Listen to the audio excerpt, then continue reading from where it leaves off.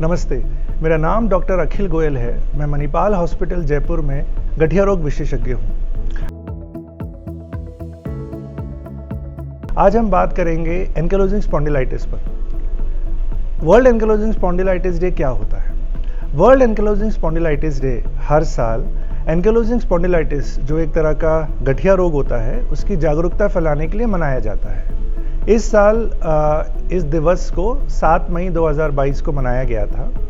भारत में लगभग 100 में से एक व्यक्ति इस रोग से पीड़ित है। एंकिलोजिंग स्पॉन्डिलाइटिस होता क्या है? एंकिलोजिंग स्पॉन्डिलाइटिस एक तरह का गठिया रोग होता है जो रीढ़ की हड्डी यानी स्पाइन को प्रभावित करता है। साथ ही में ये स्पाइन और पेल्विस के बीच में एक जोड़ होता है जिसको हम सैक्रोइलियक जॉइंट बोलते हैं, ये उसको भी प्रभावित करता है। ये एक तरह का ऑटो इम्यून रोग होता है। ऑटो इम्यून रोग क्या होता है? ऑटो इम्यून रोग एक वह रोग होता है जिसमें हमारा इम्यून सिस्टम, जो आमतौर पे हमें भारी इन्फेक्शन से बचाता है, वह कुछ कारणोंवश हमारे ही शरीर के प्रति अति सक्रिय होकर उसे हानि पहुंचाता है। एंकिलोजिंग स्पॉन्डिलाइटिस कौन सी उम्र के लोगों को प्रभावित करता है और इसके होने के क्या कारण होते हैं? आमतौर पर यह रोग 20 से 45 साल की उम्र वाले पुरुषों को प्रभावित करता है। महिलाओं के मुकाबले ये रोग पुरुषों में ज़्यादा पाया जाता है। ये रोग बच्चों को भी प्रभावित करता है, जिसे हम जुवेनाइल एंकिलोजिंग स्पॉन्डिलाइटिस कहते हैं। ये रोग एक जेनेटिक रोग होता है। इसके होने के अन्य कारण होते हैं अधिक मोटापा होना, धूम्रपान या शराब का सेवन करना, अधिक चिंतन करना और वायरल इन्फेक्शन।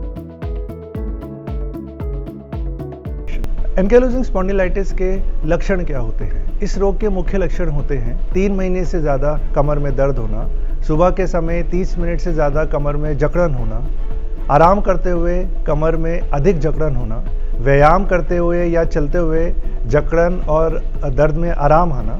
इसके अलावा ये हाथ और पैर के जोड़ों को भी असर करता है, जिसकी वजह से जोड़ों में दर्द, सूजन और अकड़न होता है।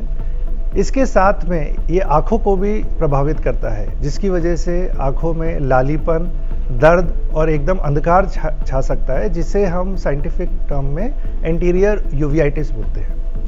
अगर ये रोग लंबे टाइम तक चलता है और अगर इसका इलाज सही टाइम पे नहीं हो पाता, तो मरीज़ हमारे पास जब आते हैं तो उनकी कमर एकदम जकड़ जाती है और उनको हिलना डुलना और आगे झुकने में बहुत दिक्कत होती है। साथ ही में उनकी कमर में आगे की तरफ झुकाव आ जाता है, जिसकी वजह से वो अपने रोज़मर्रा के कार्य नहीं कर पाते।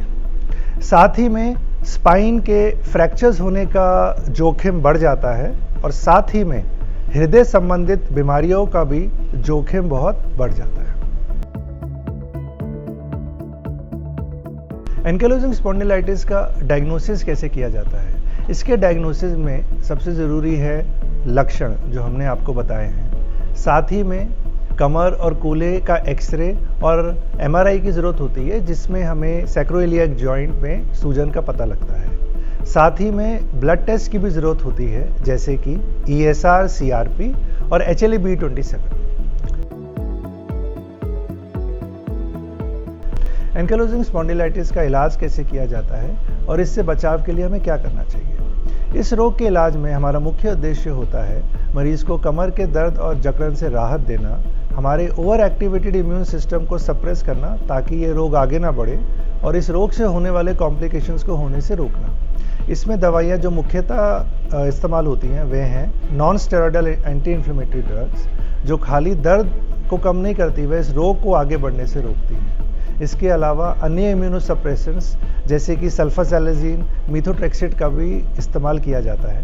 आजकल इस रोग के इलाज में आधुनिक दवाइयाँ आ गई हैं, जिसे हम बायोलॉजिक ड्रग बोलते हैं, जो इस रोग को आगे बढ़ने से बहुत सक्षम है और साथ ही में कमर के दर्द और जकड़न में बहुत राहत देती है। साथ ही में रेगुलर एक्सरसाइज और हेल्दी डाइट का भी इस रोग के इलाज में बहुत महत्वपूर्ण रोल है।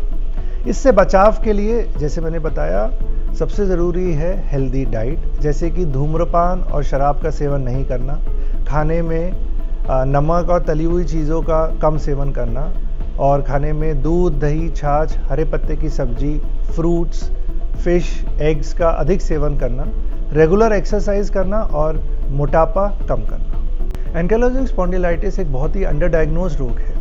हमें इसके इलाज में बहुत चैलेंजेस फेस करने पड़ते हैं। सबसे पहला कि आमतौर पे जवान लोगों के कमर के दर्द को समझा जाता है कि वह एक स्लिप डिस्क का दर्द है या नस ब्लॉक हो गई है, और उन्हें दर्द की दवाई दी तो जाती है और उन्हें सही डायग्नोसिस नहीं बताने की वजह से ये रोग आगे बढ़ जाता है, और जब ये आगे बढ़ जाता है तो ये रीढ़ की हड्डी को जाम कर देता है, जिसकी वजह से स्पाइन की फ्लेक्सिबिलिटी कम हो जाती है और एक मरीज़ अपने रोज़मर्रा के कार्य करने में बहुत ही असमर्थ रहता है।